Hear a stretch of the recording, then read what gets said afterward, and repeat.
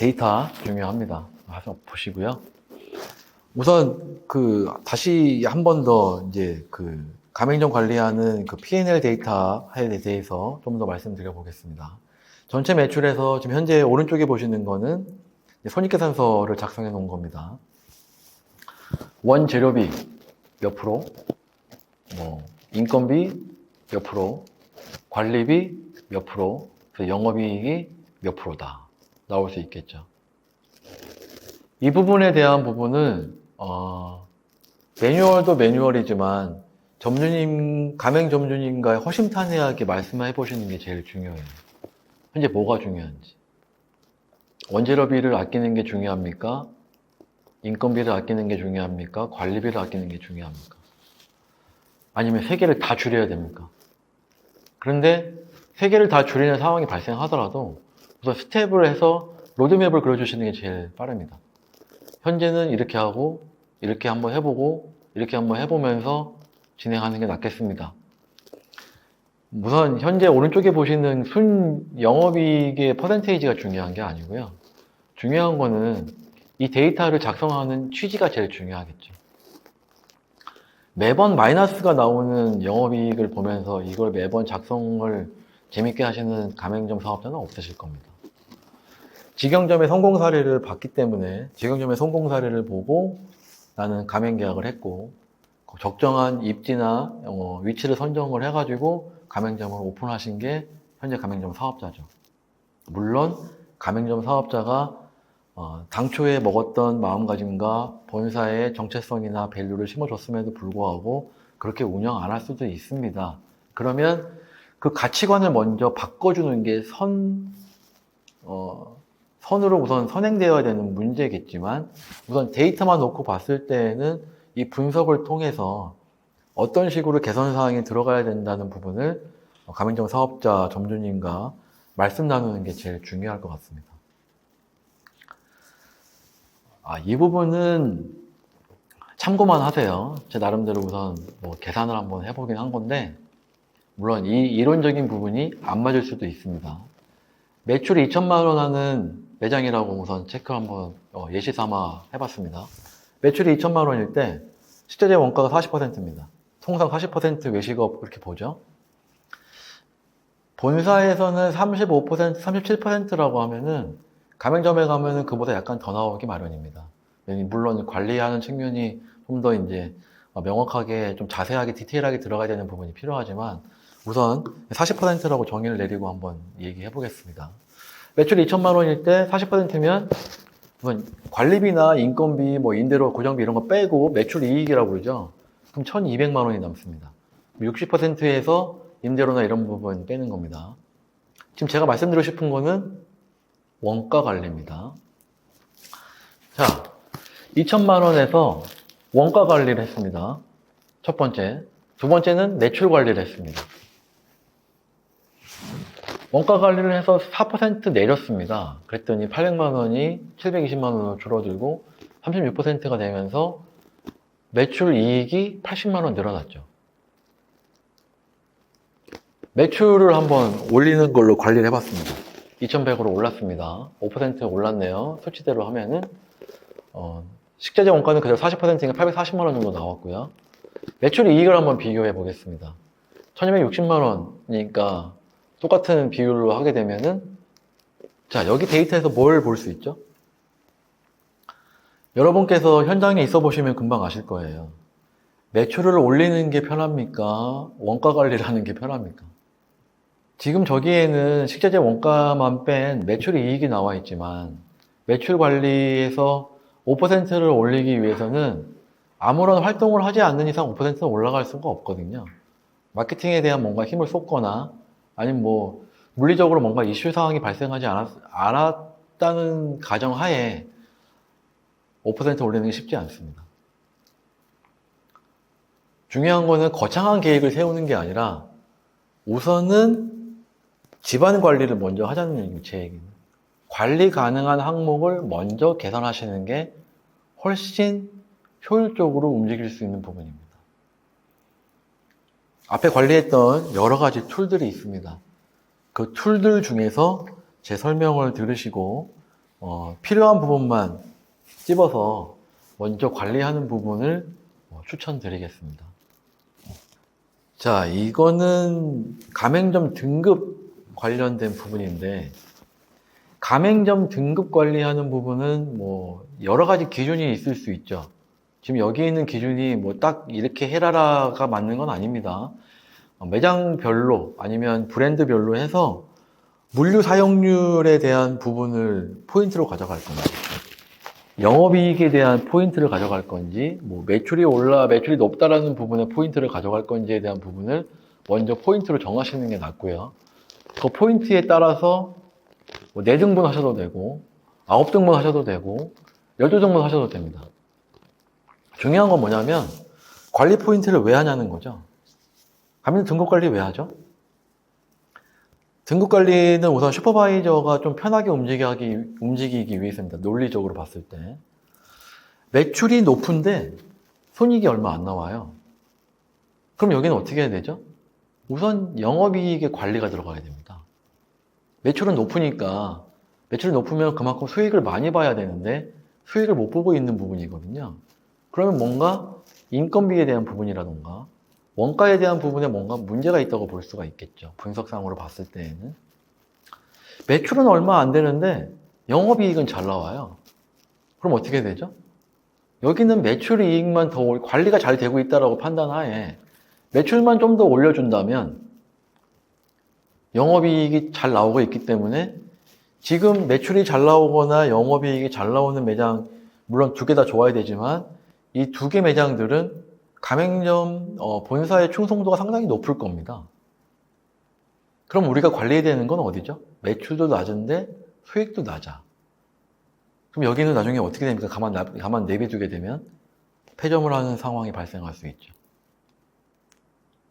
폐점하는 상황이 발생하는 게 왜 중요하죠? 어차피 외식 매장이라는 거는 생겨나고 성숙하고 성장하고 성숙하고 쇠퇴하는 게 마련인데 여기에는 정보공개서가 또 작용할 수 있습니다.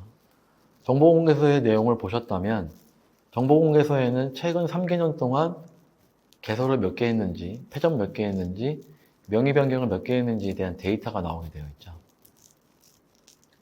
명의 변경까지는 괜찮습니다. 양도양수니까. 양도양수가 그만큼 잘 된다는 거는 브랜드에 대한 신뢰도가 있다는 얘기죠. 매출도 잘 나오고. 근데 중요한 거는 폐점 숫자입니다. 물론 폐점이라는 숫자가 없을 수는 없습니다. 아까 전에 물류에서 확실하게 물류에 대한 AS가 발생하지 않을 수 없다라고 말씀드렸던 포인트가 있는데 폐점을 우선 방어하는 게 중요합니다. 물론 폐점 방어라는 말이 약간 좀 단어가 애매하긴 합니다만 프랜차이즈 본사에서는 좀 익히 쓰는 단어 중에 하나죠. 폐점 방어하려게 되면 각 프랜차이즈 본사마다 부진점 활성화 방안에 대한 매뉴얼이 있을 겁니다. 부진점이다. 이 부진점이라고 판단한 근거가 뭐냐? 그럼 이게 근거 항목에 대해서 어떻게 향상시킬 것인가? 향상시킬 수 있는 계제가 있느냐 없느냐? 향상시키기 위해서는 어떤 스텝을 밟아 나가야 되느냐? 여러 가지 이런 매뉴얼을 만들어 놓으시는 게 제일 중요하죠. 왜요? 슈퍼바이저가 한 명이 아니거든요. 그리고 슈퍼바이저는 동등한 사람이 있는 경우도 있지만 대부분은 동등한 사람이 없고 차장, 부장, 차장, 과장, 대리, 주임급 이런 식으로 있습니다. 그럼 주임급이나 대리급이라는 건 그만큼 경력이 안 됐다는 얘기죠. 그럼 이 사람들은 어떻게 해야 되죠? 차장하고 부장이 워낙 일이 많기 때문에 이 사람들을 못 봐주게 된다면 이 사람들한테 제일 필요한 건 매뉴얼입니다. 물론 매뉴얼에 써 있는 게 전부는 아니죠. 전부는 아니지만 이 매뉴얼을 보고 기초적인 내용을 다 안 다음에 이제 내부의 노하우를 조금 더 심어줄 수 있다면 이 대리나 주임은 향후에 우리 회사, 우리 브랜드의 과장과 차장이 될 사람들입니다. 이런 부분에 매뉴얼이 중요합니다. 제일 중요한 거. 이 등급에 대한 관련된 내용은 절대 가맹점에 나가면 안 됩니다. 내부적으로만 관리하셔야 됩니다. 가맹점에 솔직히 그렇잖아요. 사람을 물론 회사에 있다 보면 조직에 있다 보면 인사평가라는 게 있긴 합니다만 사람을 어떻게 평가할 거냐? 똑같습니다. 가맹점을 어떻게 평가할 거냐? 단순히 매출 안 나오고 수익이 안 나오고 이런 부분으로 평가할 거냐에 대한 부분이 역효과가 나올 수 있기 때문에 가급적이면 가맹점의 등급 관리는 내부적으로만 하셔야 됩니다. 가맹점의 등급 그리고 원가 관리의 중요성, 관리 가능한 항목이 어떤 부분이냐, 그리고 손익계산서를 어떤 식으로 관리해야 되느냐, 가맹점 관리에 대한 부분을 전반적으로 말씀드리긴 했습니다. 처음에 갖가지 가맹점에 대한 내용, 그리고 매장 운영 관리 내용, 여러 가지 내용들을 말씀드리긴 했습니다. 한 번 더 교환을 한번 살펴보신다거나 요약을 한번 해서 한 번 더 보시는 부분 중요하다고 생각합니다. 자, 한번 정리해보는 시간 갖겠습니다. 슈퍼바이저의 가맹점 관리는, 자, 슈퍼바이저는 여러분의 브랜드에서, 여러분의 회사에서 슈퍼바이저는 관리자가 돼야 됩니까? 조력자가 돼야 됩니까? 가맹관리 팀이 따로 있다면 가맹관리 팀장님한테 한번 여쭤볼게요. 가맹관리 팀장님께서 관리하고 계신, 리딩하고 계신 슈퍼바이저들은 가맹점주와 라포 형성이 얼마나 되어 있다고 생각하십니까? 슈퍼바이저는 나는 우리 회사 브랜드에 대해서 정확히 알고 있습니까? 우리 브랜드를 한 문장으로 정의 내릴 수 있을까요? 우리 외식 매장의 시스템은 정확히 어떻게 됩니까? 지금 현재 가맹점별, 가맹점 관리하는 측면에서 제일 시급한 개선사항이 어떤 거이고 그 부분을 뒷받침할 수 있는 논리적인 데이터를 갖고 계십니까? 관리하는 가맹점, 관리하는 매장의 데이터를 현재 작성하고 있습니까? 가맹점별 집약된 데이터로 가맹본부에 개선되어야 될 사항들에 대해서 어떤 게 있나요? 가맹점 등급별 관리하는 목적이 뭘까요? 왜 해야 될까요? 이 질문을 듣고 나시면 어떤 분께서는 뭐 정확하게 대답을 하실 수도 있겠지만 어떤 분께서는 지금 우리 회사에는 좀 안 되고 있는 부분이 좀 있구나라고 판단하실 수도 있고 이 많은 일을 다 하는 게 슈퍼바이저인가? 생각하실 수도 있겠죠. 어떻게 보면 제가 너무 큰 산을 드리는 것 같기도 하고 그러긴 합니다만, 통상 가맹 본사의 구조가 많은 인원이 있지 않습니다. 저도 대기업에서도 근무하고 중소에서도 근무해봤습니다만, 이 업무가 누구 업무냐? 이 업무가 누구 업무지? 이건 내 거 아니야. 이 업무가 누구 거지? 이렇게 나누기 시작하면 브랜드는 발전할 수 없습니다. 담당자가 있다면 담당자가 아니라고 하더라도 어차피 우리 브랜드이거든요. 그럼 브랜드에 대한 내용을 의견 제시를 할 수 있는 겁니다. 또 의견 제시를 할 때 듣는 담당자는 기분 나쁘면 안 되겠죠. 그런 얘기 있죠. 외식 매장을 운영하면서 매장에 방문해서 어떤 점이 나쁜 점, 어떤 점이 좀 약간 미흡하다라고 얘기하는 손님이 진정한 손님입니다. 동의하실 것 같은데요. 그 내용에 대해서는. 외식업을 조금이라도 경험해 보신 분이라면. 그 부분을 빨리 고치지 않으면 매장은 좀 이렇게 약간 하향세를 걷게 되겠죠. 서울에 10대 상권 있죠. 뭐 홍대, 명동, 저기 가로수길, 강남역, 노년 영동시장, 이렇게 송파 방이동 이렇게 얘기할 수 있겠죠.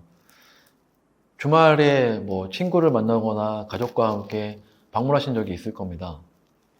그 방문하시게 되면 물론 좋은 의미에서 매장이 바뀌는 경우도 많지만 좋지 않은 의미에서 바뀌는 매장이 더 많습니다. 왜 그럴까요?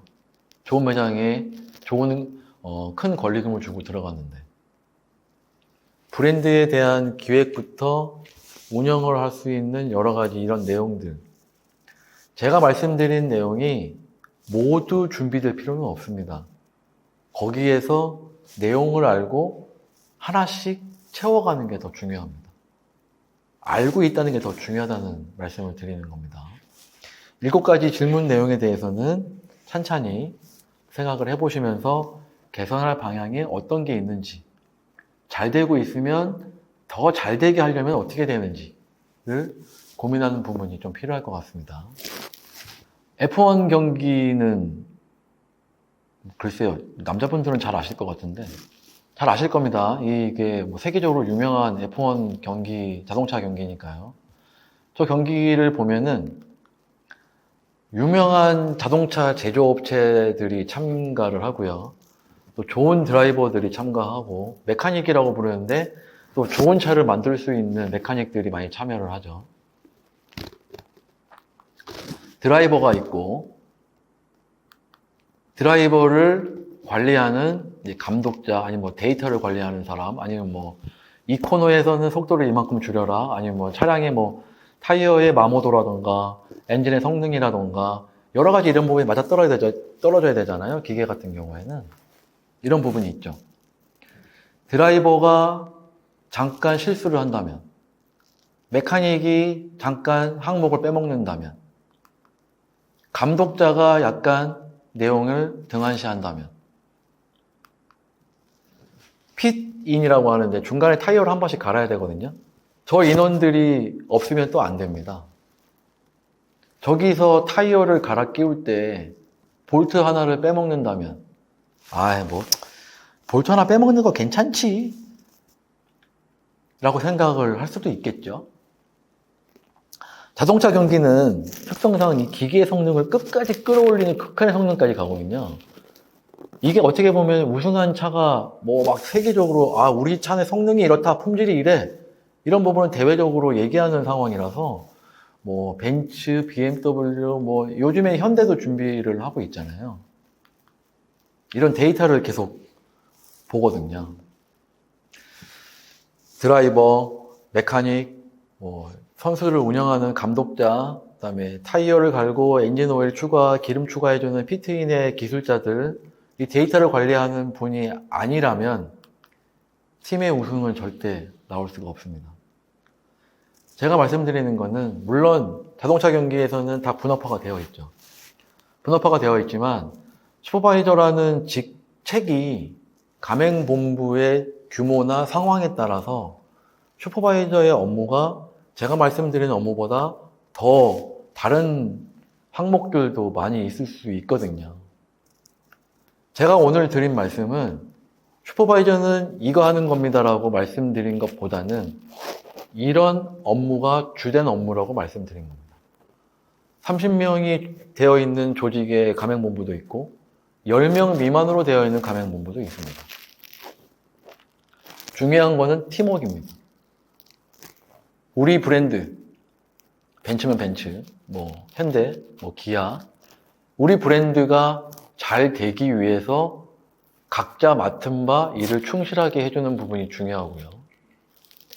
데이터에 의한 경영을 하는 게 더 중요합니다. 단순히 회사 조직에서 재무회계팀에서 우리 회사가 이번에는 어땠어요? 이런 부분으로 출발을 하는 거지만 슈퍼바이저들은 어떻게 됩니까? 내가 맡고 있는 가맹점의 매출, 수익, 인력 관리, 뭐 고객에 대한 브랜딩 관리 다 중요한 수밖에 없는 내용들이거든요. 근데 이런 부분들은 개선을 하려면 현재 있는 내용에 대한 정확한 판단이 중요합니다. 현재 있는 내용에 대한 정확한 판단을 하려면 데이터가 필요하죠. 그 데이터를 하나씩 메꿔 가는 거. 돼 있으면 조금 더 자세하게 평가할 수 있는 거. 그 평가 부분을 가지고 개선할 부분을, 평가할 부분을 가지고 분석해서 개선할 부분을 뽑아내는 거. 되게 중요합니다. 외식 프랜차이즈가 단순히 외식 매장을 운영하는 거라고 판단할 수도 있지만 쉽지 않습니다. 종합적인 내용이 들어가야 되는 거고 사회 환경도 반영을 하고 있고 사회 환경에 따라서 기술적인 부분도 많이 들어가 있고요. 예전에 70년대, 80년대 그냥 밥 먹었어요가 인사가 되는 현재 상황은 아니잖아요. 현재는 이렇게 제가 선진국 발전에도 올라갔고 먹기가 힘들어서 그런 시절은 아니거든요. 현재 고객은 좀 더 같은 돈을 쓰더라도 좋은 곳, 나를 잘 대해주는 곳, 색다른 경험을 할 수 있는 곳, 안전적인 곳, 이런 곳을 원합니다. 이런 브랜드 만들기 위해서는 슈퍼바이저의 역할이 정말 중요합니다. 슈퍼바이저의 정석이라고 해서 슈퍼바이저 제대로 한번 해봅시다라는 제목으로 좀 긴 시간 설명드렸습니다. 물론 여기 내용에는 간략하게 정리된 내용도 있고 뭐 빠져있는 내용도 있을 수 있습니다. 중요한 부분은 슈퍼바이저에 대한 업무에 대한 역할을 정확하게 판단을 하시고 그 업무 역할에 대한 완벽을 기획하는 부분이 제일 중요할 것 같습니다. 더 드리고 싶은 말씀도 많이 있긴 하지만 그 부분은 또 다음에 만나 뵙고 말씀드리는 걸로 남겨놓는 걸로 하고요. 오늘 긴 시간 동안 너무 고생 많으셨고 슈퍼바이저 정석, 슈퍼바이저 제대로 한번 해봅시다. 강의는 이만 마치도록 하겠습니다.